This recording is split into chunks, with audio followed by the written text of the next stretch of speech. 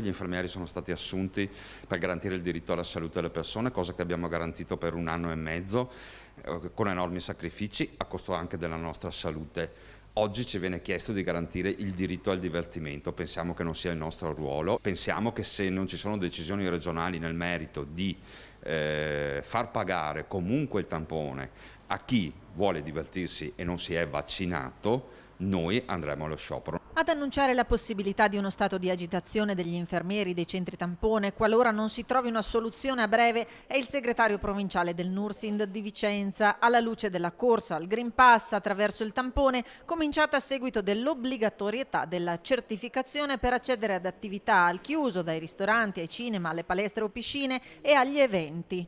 Fa leva su ritmi e condizioni di lavoro.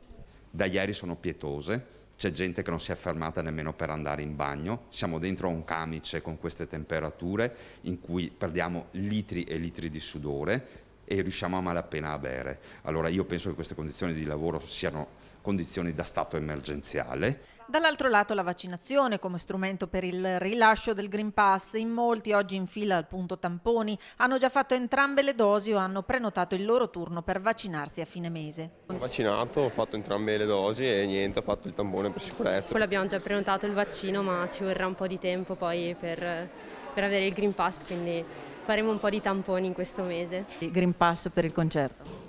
Sì, è richiesto l'accesso con Green Pass o con tampone negativo fatto nelle ultime 48 ore. Ti farai il vaccino o te lo sei già fatto? Sì, sono in lista. Infine l'Ulsotto annuncia che domenica 8 agosto al punto tamponi di Torri di Quartesolo saranno svolti alcuni lavori al fine di ampliare gli spazi interni così da favorire il distanziamento anche in presenza di un afflusso di utenze elevato. Il servizio tamponi sarà garantito anche con accesso diretto, ma è consigliata la prenotazione attraverso il portale.